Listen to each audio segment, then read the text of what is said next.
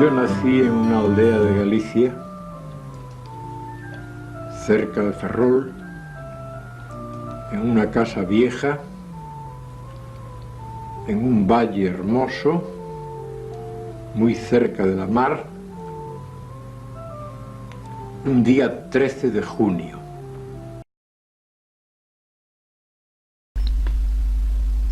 Gonzalo Torrente Ballester estaba llamado, por la influencia de su padre, a ser marino de la Armada Española, hecho que finalmente no se produjo debido a su pronunciada miopía. Su padre, el padre de mi padre, era marino.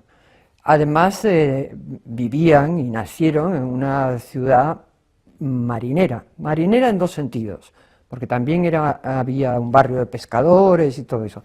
Pero sobre todo la ciudad giraba alrededor de la Marina de Guerra, porque era un departamento marítimo e históricamente lo ha sido siempre, ¿no? Entonces mi padre incluso, él contaba siempre que si no hubiese sido por su miopía, mi padre tenía una miopía enorme, pues habría sido marino de guerra. Esta circunstancia propició que Gonzalo Torrente Ballester llegase a ser uno de los literatos españoles más aclamados de lo que se vino a llamar la generación del 36, un movimiento literario que se dio a nuestro país entre los años 1936 y 1941.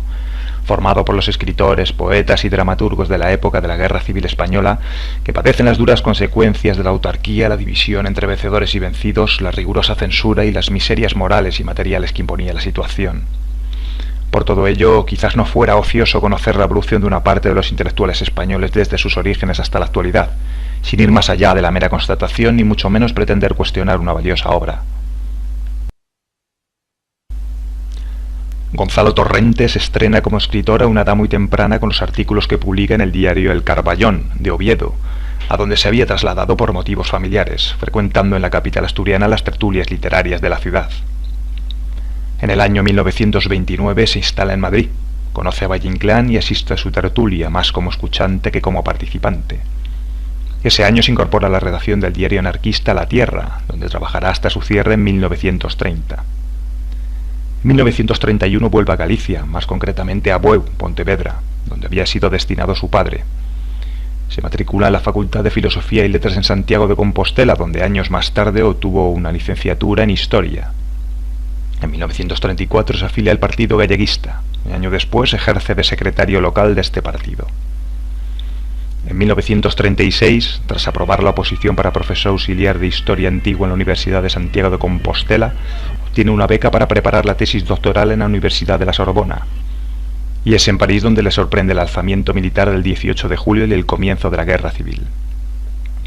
Finalmente, en el mes de octubre de ese año, decide regresar a España para reunirse con su familia, especialmente su mujer y sus hijos. Para evitar posibles represalias por su pasado anarquista y galleguista, y siguiendo la recomendación de un sacerdote de su confianza, se afilió a la Falange. A través de su amistad con Dionisio Ridruejo en 1937 entra a formar parte del denominado Grupo de Burgos, que reunía intelectuales falangistas como Pedro Laín Entralgo, Luis Felipe Vivanco y Luis Rosales, entre otros, publicando el ensayo Razón y Ser de la dramática futura en la revista de la Falange Jerarquía. En 1941 participa en la fundación de la revista Escorial, junto con los otros integrantes del Grupo de Burgos. En 1962, durante su residencia en Madrid, firma un manifiesto en defensa de los mineros de Asturias en huelga, motivo por el cual pierde su puesto de profesor en la Escuela de Guerra Naval y sus colaboraciones en el Arriba y Radio Nacional. Los primeros 60, después de que firmase un manifiesto en Madrid a favor de los represaliados en la huelga de las minas en Asturias. Y lo conocí primero por escrito, porque publicaba una sección en Faro de Vigo que se titulaba A Modo, y tuvo una polémica muy ardorosa con un franciscano de Pontevedra, que a mí me echó prácticamente de la iglesia. Un domingo que yo debía tener 9 años o así, acababa de hacer la primera comunión y era de las primeras veces que iba a misa solo. Y entonces cuando entré en la iglesia estaba diciendo, Dios habla por mi boca, hijo, yo me acojoné tanto que salí zumbando, ¿no? Me impresionó mucho. Y entonces Torrente tuvo una polémica con con este señor, con este fraile, al que yo no le tenía mucha simpatía, claro, sino más bien mucho temor. Y para mí empezó a convertirse en un personaje pues mítico. Se enfrentaba a un predicador franciscano, que era persona muy significada en Pontevedra. En 1972 publica la novela La saga Fuga de J.B., considerada como una de las obras maestras de la narrativa española y por la que le fueron concedidos los premios de la crítica y el Ciudad de Barcelona.